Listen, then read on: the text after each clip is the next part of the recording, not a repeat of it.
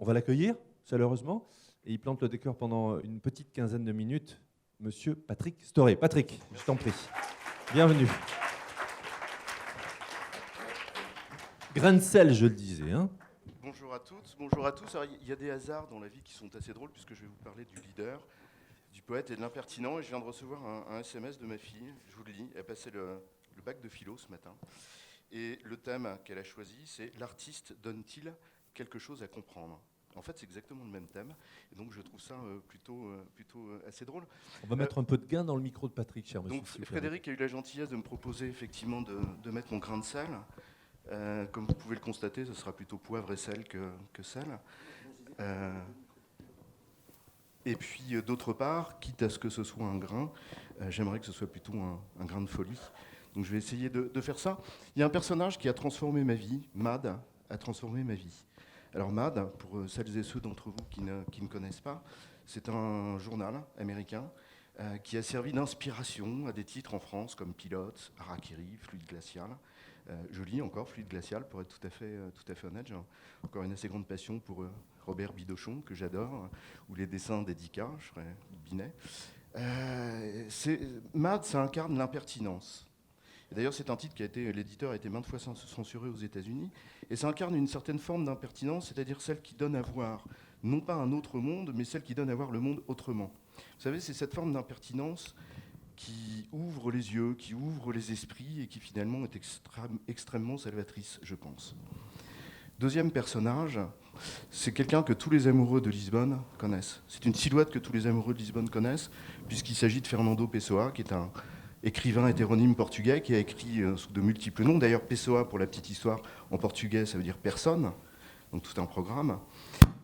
Et j'aime particulièrement Pessoa pour deux caractéristiques chez lui. D'abord, une extrême sensibilité dans son rapport au monde, et puis le fait qu'il construit ce rapport au monde en donnant une place extrêmement importante à la notion de sensation.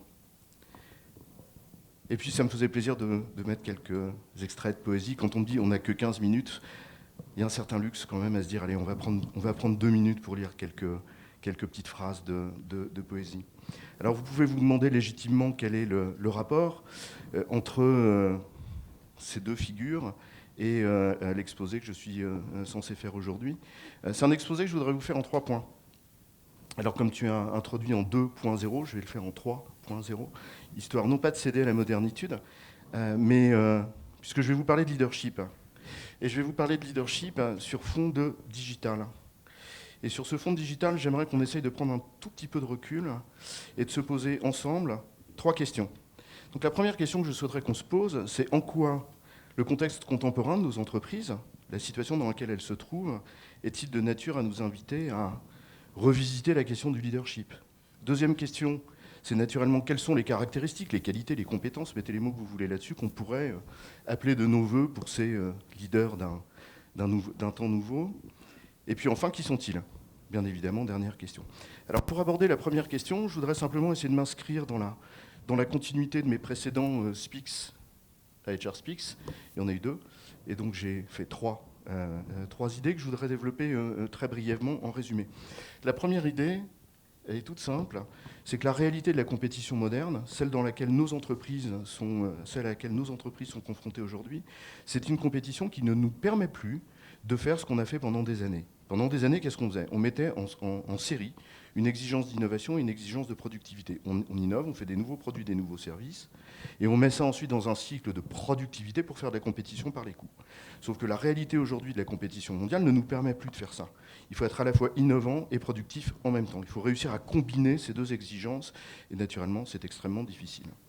Deuxième idée que j'essayais d'évoquer au travers de ces différentes interventions de ces 2 dernières années, deuxième idée, c'est le fait que nous connaissons parfaitement ce que sont les modèles d'organisation et de management de l'un et de l'autre. D'un côté, nous avons un modèle de management et d'organisation inspiré du taylorisme, que nous connaissons tous par cœur, extrêmement vertical, très hiérarchisé, que d'aucuns baptisent 1.0 très certainement à tort, parce que ce n'est pas le vilain vieux monde de Charlie Chaplin et des temps modernes. On a besoin d'organisation pour être productif, ça ne fait pas l'ombre d'un doute. Et puis un deuxième mode que l'on connaît, symbolisé par le digital. C'est l'entreprise innovante, c'est l'entreprise qui est véritablement tournée vers l'innovation, entreprise qui a des modes d'organisation généralement un peu plus ouverts, un petit peu moins hiérarchiques, un peu plus en mode projet, que certains appellent 2.0, que d'autres baptisent du terme de libéré qui est très à la mode, et qui est plutôt tournée vers l'innovation. Mais vous imaginez que la combinaison des deux, ça devient déjà un petit peu plus difficile. Et très sincèrement, je ne pense pas qu'il soit suffisant de mettre en place une politique de talent management dans des organisations en silo pour résoudre ce type de problématique.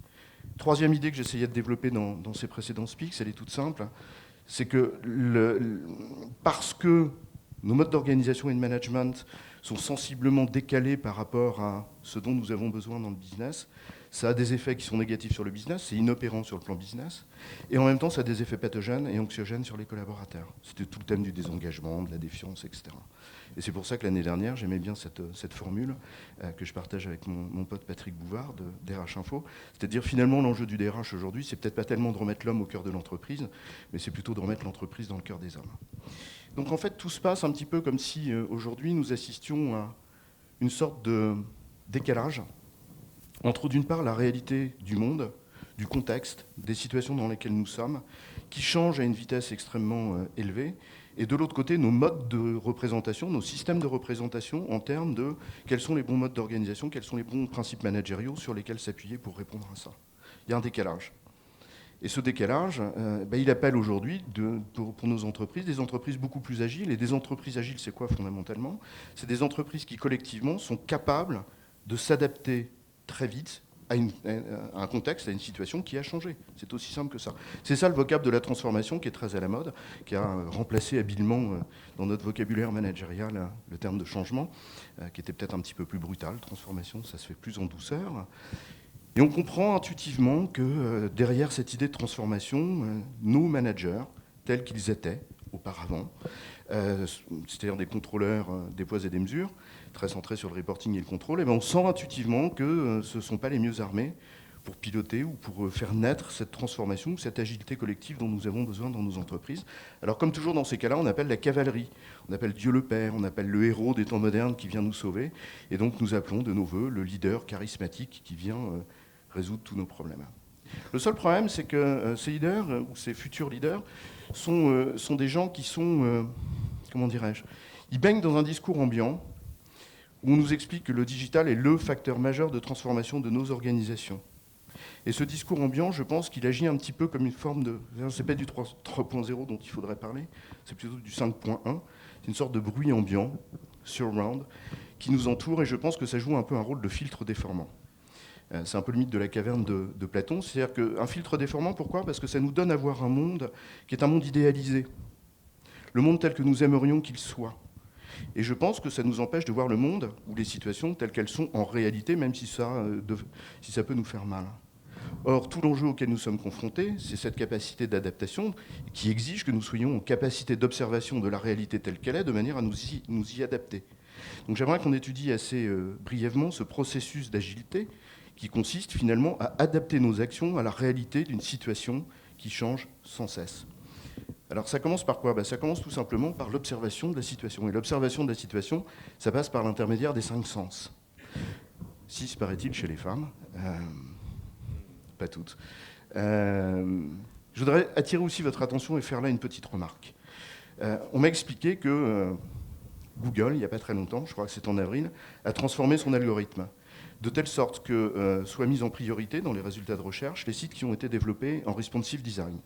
C'est-à-dire les sites qui sont facilement consultables à la fois sur une tablette, un smartphone et un PC. Est-ce que vous imaginez ce que ça signifie ? Imaginez que vous ayez à vous renseigner sur, je sais pas, vous avez envie de vous documenter sur le concept de la liberté, par exemple, et vous allez à la bibliothèque. Et on vous met en rayonnage devant les yeux uniquement les livres sur lesquels il y a des images, parce que c'est facile à lire. Je crains que vous ratiez Bergson et Kant. Alors je vous assure que Kant, à lire, c'est pas fastoche, en français, en allemand encore plus, surtout si on ne parle pas allemand. Mais néanmoins, je pense que vous ratez 2 auteurs majeurs sur le concept de liberté. Et donc je pense qu'on a aussi là cette petite illusion. Je pense qu'on a peut-être besoin de revenir à l'idée de sensualité, c'est-à-dire d'être en capacité de lire le monde vraiment tel qu'il est. La première étape de ce processus, finalement, c'est une étape d'apprentissage. Et le terme « apprendre », le suffixe « a », c'est-à-dire se débarrasser d'eux. Se débarrasser de quoi ? Se débarrasser de nos préjugés, dans la lecture des situations de l'environnement ou du monde, et se débarrasser de toutes les formes d'influence qui viennent nous empêcher de regarder les choses telles qu'elles sont. Et une fois qu'on a eu cette capacité d'obtenir une information dont on espère qu'elle est la plus complète et la plus neutre possible, ou la plus objective possible, arrive le deuxième processus dans l'adaptation, qui est quoi ? Qui est tout simplement notre capacité à comprendre, c'est-à-dire à intérioriser ces informations, con, le suffixe con, avec, je les fais miennes, qui passe par deux petites étapes. La première étape, c'est quoi ? C'est tout simplement notre capacité d'interprétation. Ces informations dont nous avons tiré de l'observation, nous allons essayer de les interpréter pour faire quoi ? Pour mettre à jour nos petits modèles, nos bases de données. C'est ce qu'on appelle une vision du monde, c'est ce qu'on appelle un système de valeurs, c'est ce qu'on appelle un modèle de représentation, tout simplement. Sur la base desquels nous allons construire ce que sont nos principes d'action. C'est nos valeurs qui vont guider notre façon d'agir pour intervenir dans la dernière étape. Alors on comprendra aisément que lorsque nous étions dans des modes d'organisation qui sont des organisations qui sont extrêmement mécanistes, lorsque nous étions dans ce type d'organisation, le modèle il est donné aux collaborateurs.